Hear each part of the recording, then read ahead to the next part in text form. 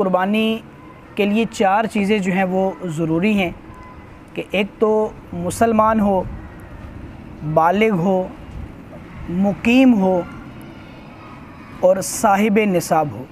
इन चार चीज़ों की अलग अलग अब तफसीलात साहिब भार शरीयत ने जो है वो पेश फरमाई हैं।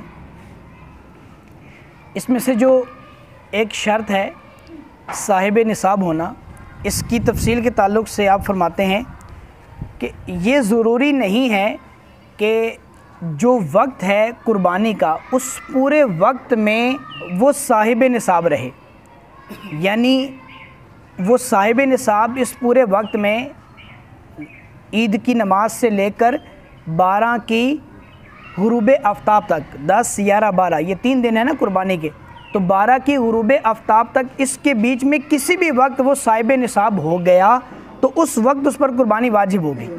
अब अगर उसके पास पैसे नहीं है साहिब निसाब लेकिन पैसे नहीं है तो फिर कर्ज़ लेकर करेगा कि कुर्बानी जब वाजिब हो जाए तो भले कर्ज़ लेना पड़े, कर्ज़ लेकर भी वो कुर्बानी करेगा, ये उस पर ज़रूरी है। इसी तरीके से कोई शख्स जब वक्त शुरू हुआ तो शुरू होते वक्त तो वो मिसाल के तौर पे मुसाफिर था, लेकिन दरमियान में इन्हीं अय्याम के दरमियान में इस वक्त के किसी वक्त में वो मुकीम हो गया, या पहले गैर मुस्लिम था अब मुसलमान हो गया, या इस तरह का कोई और जो भी कोई वजह उसके अंदर पाई जाए कि उस पर कुर्बानी वाजिब हो जाए तो अब वो कुर्बानी ज़रूर करेगा, नहीं करेगा तो गुनहगार होगा। कुर्बानी जब वाजिब, जिन अय्याम में कुर्बानी वाजिब है उन अय्याम में अक्सर ये लोग मसला पूछते हैं, अगरचे पूछते मजाकन हैं कि भाई हम मुर्गी की कुर्बानी कर लें, हम जनाब वो मुर्गे की कुर्बानी कर लें, या और ऐसा जानवर जिसकी मतलब वैसे खाया तो जाता है लेकिन कुर्बानी में वो इस्तेमाल नहीं होता, तो वो कहते हैं जी हम इसकी कुर्बानी कर लें तो कुर्बानी हो जाएगी। अगरचे ये मजाकन सवाल पूछते हैं लेकिन ये इस तरह मजाक से अगर ये शरीयत के ताल्लुक़ से पूछेंगे तो गुनहगार भी होंगे, क्योंकि शरीयत जो है ये कोई मजाक की चीज़ तो है नहीं। लेकिन बहरहाल इस तरह की नीयत से कुर्बानी उस पर वाजिब थी और कुर्बानी की नीयत से अगर वो किसी ऐसे जानवर को ज़िबा करता है, मुर्गी वगैरह को, तो ये करना उसके लिए नाजायज़ है। नीयत सवाब के साथ वो कुर्बानी ही, जो जानवर जिनकी कुर्बानी जायज़ है उन्हीं जानवर में से किसी की कुर्बानी करेगा। साहिब निसाब कैसे होता है? ऐसा शख्स जो 200 दिरहम का मालिक हो, ठीक है, 200 दिरहम या 20 दिनार, यानी वही अमूमन जो हम कहते हैं 7.5 तोले सोना या 52.5 तोले चांदी, तो इन में से अगर कोई चीज़ उसके पास पाई जाए तो अब वो साहिब निसाब हुआ। लेकिन ज़कात और इसके मसले में जैसे मैंने कल भी अर्ज़ किया था कि थोड़ा सा फ़र्क है। कैसे फ़र्क है? ज़कात में तो यही निसाब हम गिनते हैं जो मैंने अर्ज़ किया, या इसके साथ पैसों कोई और रकम, कोई और माल मिल जाए, या फिर साथ में सोना और चांदी में से कोई एक माल मिल जाए तो फिर वो चांदी का निसाब देखा जाएगा। वो ज़कात के चैप्टर में मैंने तफसीलन अर्ज़ किया था। यहाँ पर क्या है कि यहाँ पर हम सिर्फ ये चीज़ नहीं देखेंगे बल्कि साथ में ये भी देखेंगे कि आया हमारे घरों में कुछ ऐसी अशिया भी होती हैं जो बग़ैर ज़रूरत की होती हैं लेकिन पड़ी हुई हैं, तो उनकी मालियत भी निकाली जाएगी। कैसे?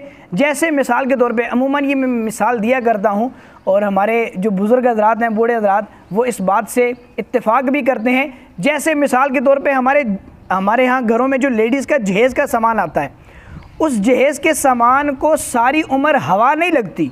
वो जिस तरह पेटी में, अलमारी में, किसी चीज़ में बंद आता है वो वैसे ही बंद चले जाता है। क्यों? क्योंकि उसके ताल्लुक़ से हमारे यहाँ अमूमन ख़वातीन ये कहती नज़र आती हैं कि ये जो चीज़ है ये हम किसी ख़ास वक्त में, किसी ख़ास मौके पर निकालेंगे। जैसे मिसाल के तौर पे बिस्तर हैं, जहेज़ के बिस्तर हैं, बड़े शानदार किस्म के बिस्तर होते हैं, तो वो ख़वातीन कहती हैं जी नहीं ये तो कोई ख़ास मेहमान आएगा तो निकालेंगे, और वो ख़ास मेहमान सारी ज़िंदगी नहीं आता जिसके लिए वो बिस्तर निकलें। वो ख़ास डिनर सेट कभी नहीं निकलता। क्यों? क्योंकि कोई मेहमान ऐसा हमारे घरों में आता ही नहीं इस शान के लायक के जिसके लिए हमारे वो ख़ास बर्तन निकाले जाएं। तो इस तरह और बहुत सी अशिया होती हैं। अमूमन ख़वातीन की दो उनको मशीनें मिल जाती हैं, तो एक मशीन इस्तेमाल कर रही हैं, घर में रखी हुई है। फ्रिज मिल गया और एक फ्रिज जो है वो घर में ऑलरेडी पहले से इस्तेमाल हो रहा था, जो जहेज़ का फ्रिज आया उसको बंद करके वैसे ही पेटी में जनाब वो रखा हुआ है, कॉटन में वो बंद है, रखा हुआ है। क्यों? क्योंकि अब एक है जी तो दूसरे की ज़रूरत ही नहीं है। तो वो अशिया जो ज़रूरत से इजाफ़ी हैं, आलिम दीन नहीं है, वैसे किताबें जमा की हुई हैं, इल्म की किताबें, उससे वो नफ़ा हासिल नहीं कर सकता, वो किताबें भी इसमें शामिल करेगा। यानी हर वो चीज़, बाज़ घरों में मोबाइल बहुत ज़्यादा पड़े होते हैं, मोबाइल ख़राब हो गया, ठीक है पड़ा हुआ है जी, अगरचे ख़राब हो गया लेकिन उसकी कीमत कुछ ना कुछ तो होगी ना, तो वो कीमतन उसको भी देखना पड़ेगा कि ये चीज़ जो है क्या हमारी कुछ कीमत रखती है और ये फालतू पड़ी हुई है। ऐसी और बहुत सारी अशियाँ होंगी हमारे घरों में जो पड़ी होती हैं और हमारी उनकी तरफ तवज्जो नहीं होती, और वो जो है वो कीमतन कुछ ऐसा कीमत रखती हैं, तो वो सारी अशिया को शुमार कीजिए, गिने।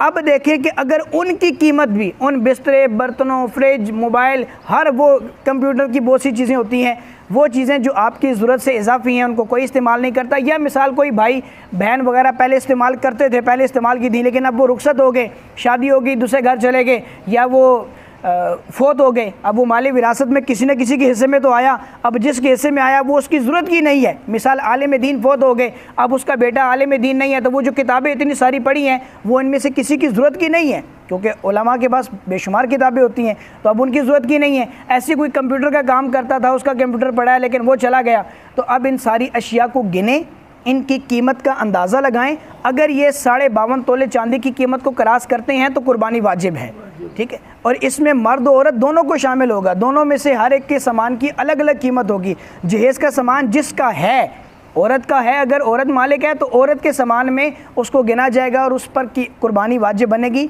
अब इसमें यह भी एक मसला है, वो यहाँ पर नहीं, जैसे मैंने कल अर्ज़ किया था कि कुछ कदीम और जदीद मसाइल को मिलाकर इंशाल्लाह अर्ज़ करूँगा। अमूमन हमारे यहाँ क्या होता है, हम जब कुर्बानी करते हैं तो कुर्बानी हम इस नीयत से करते हैं कि मिसाल के तौर पे इस दफ़ा जो मैं कुर्बानी कर रहा हूँ ये मेरी बीवी के नाम की है, इस दफ़ा जो मैं कुर्बानी कर रहा हूँ ये जनाब मेरे बेटे के नाम भी है। भाई पहले आप ये देखें कि आप पर कुर्बानी वाजिब बनती है या नहीं। अगर आप पर वाजिब बनती है तो किसी और की ना करें, अपनी करें। अपनी नहीं करेंगे तो आप पर जो वाजिब ठहरा वो कौन अदा करेगा? जो कर्ज़ आपके ज़िम्मे है उसको तो अदा करो। फिर उसके बाद अगर अल्लाह आपको इतनी तौफीक दे, ज़्यादा पैसे हों, 2 हिस्से मिलाएं, 3 मिलाएं, 4 मिलाएं, तो फिर और लोगों की तरफ से कुर्बानी कर सकते हैं। लेकिन पहले अगर आप पर वाजिब नहीं है तो आप किसी और की तरफ से करना चाहते हैं तो फिर एक अलग सूरत है, फिर आप जो है वो उसको अलग देखेंगे। लेकिन अगर आप पर अपनी वाजिब बनती है तो पहले जो है वो आप अपनी कुर्बानी को देखेंगे, फिर उसके बाद जो है वो आप और किसी की कुर्बानी करेंगे।